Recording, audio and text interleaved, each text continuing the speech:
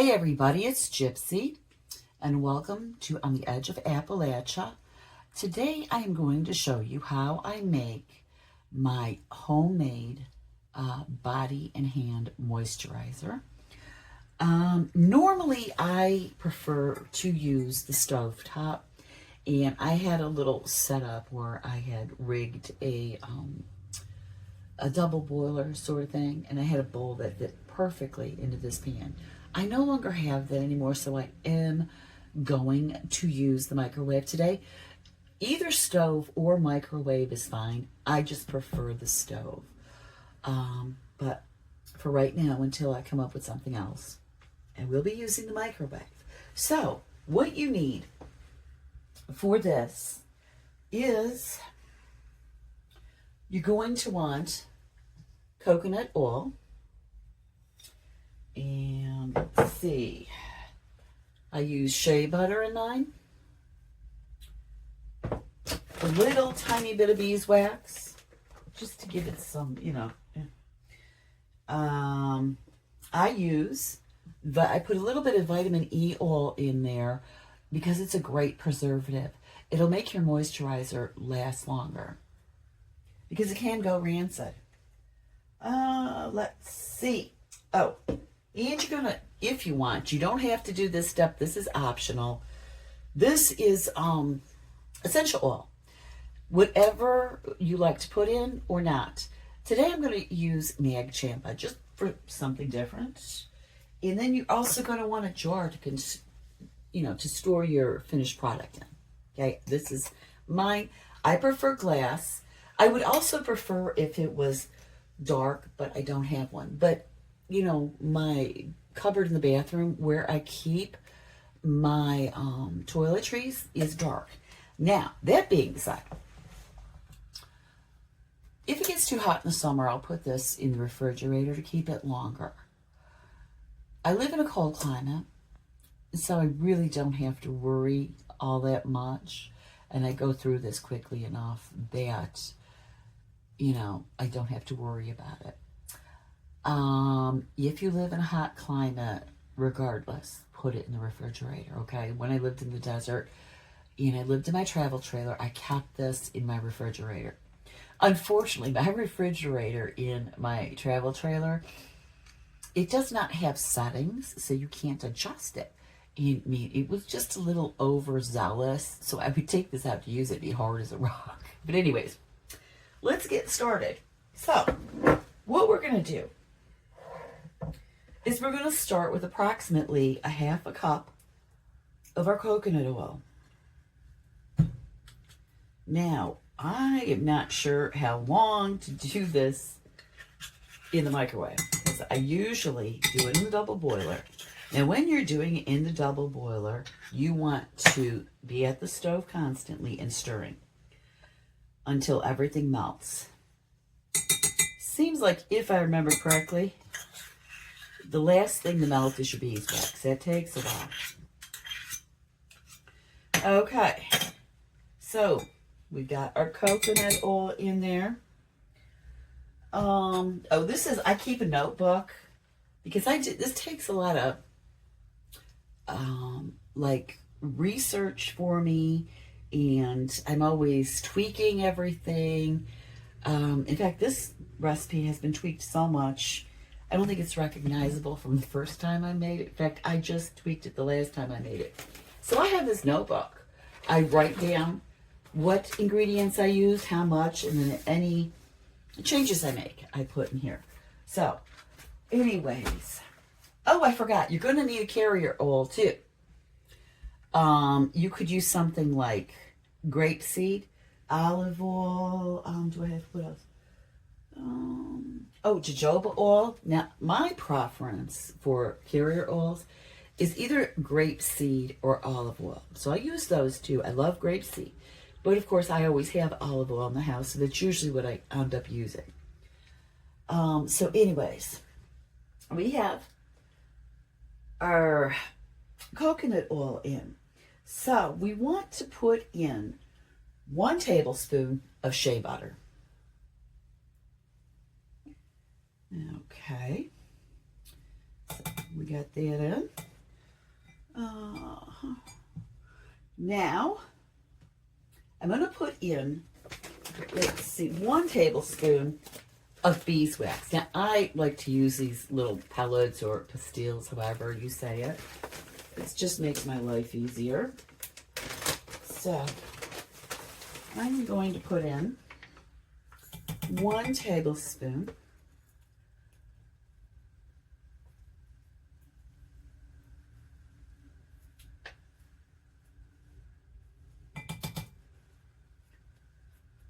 There we go. Yeah. If I were making this for someone else, I'd be using gloves or doing something different, but this is my own personal stash, so I don't worry about it. Okay. And then I want to put in my vitamin E oil.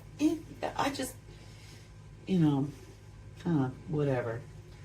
Okay, it's very thick. So we got the vitamin E oil, beeswax, we got the shea butter in there. Okay, so now we want to put in our carrier oil, which would be your jojoba, grapeseed, olive oil. And we're going to put in 2 tablespoons.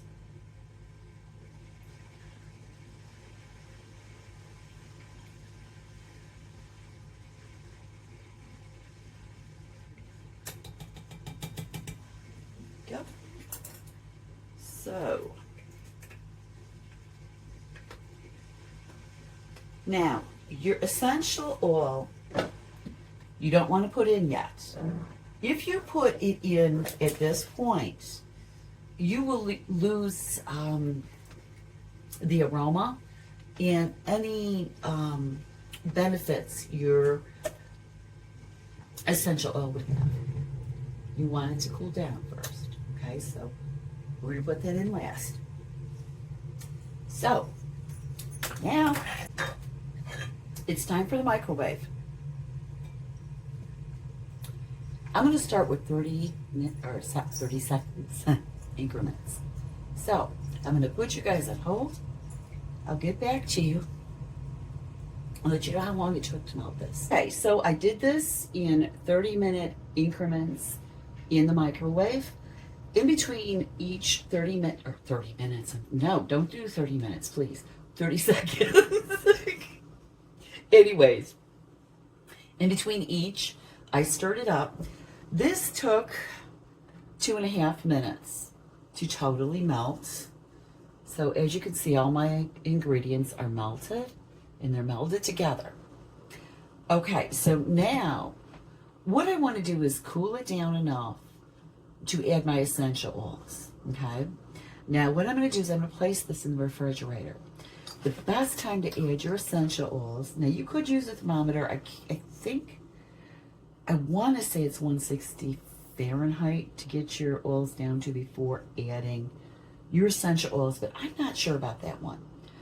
I usually wait until I have like a crust that is solidifying around the edge, and that's when I add my essential oils. Okay, so at this point, if you're not putting in essential oils, you want it to solidify.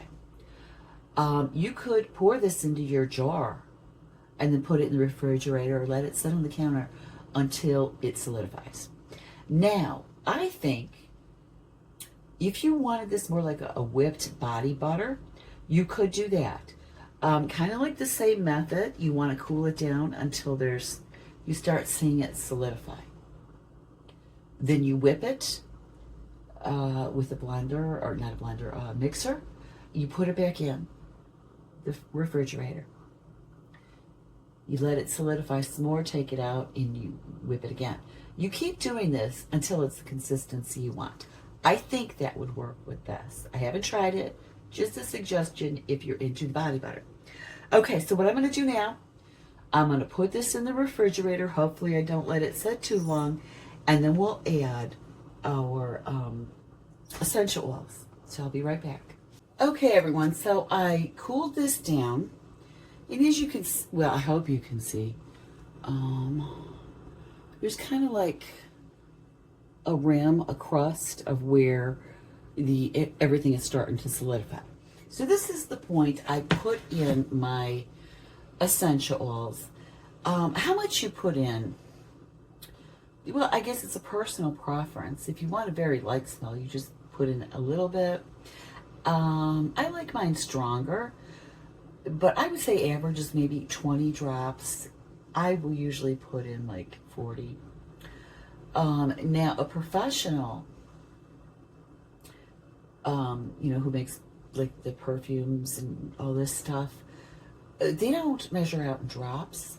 I heard they go by like ounces or, fluid ounces or teaspoons or whatever. I'm not sure exactly how, but this is just for me. So I don't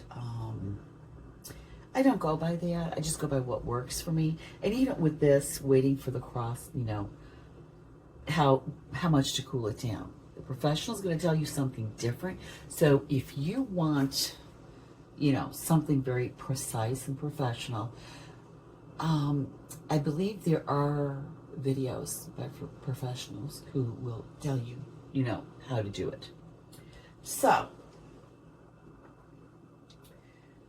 I'm putting a Nag Champa today. I don't usually use this one.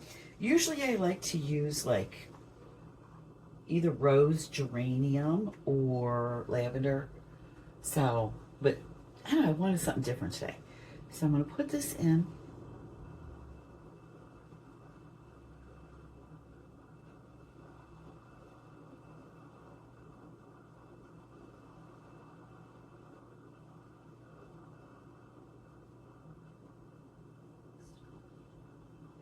So 1 dropper for me in this jar is 28. So I'm not going to measure. I'm just going to put that baby in there.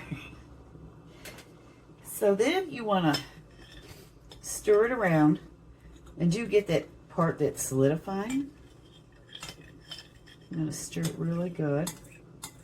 Now, if you were not going to whip this into a body butter, which I never do, that's why I'm not sure if it'll work, but I think it will if you want that. You could just pour this into your jar now. So,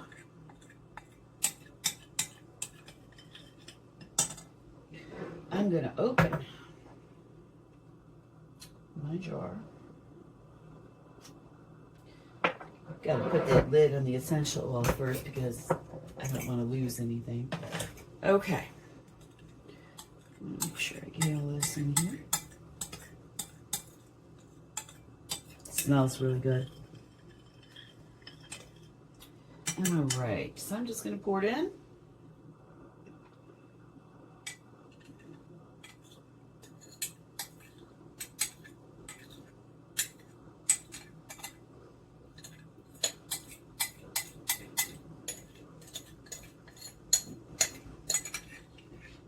It does kind of thicken up against the side of the glass. It's a little bit difficult to get it all out, but I don't want to waste any either. Now, when you start doing this and, you start buying supplies to do this, it does seem like it's fairly on the expensive side.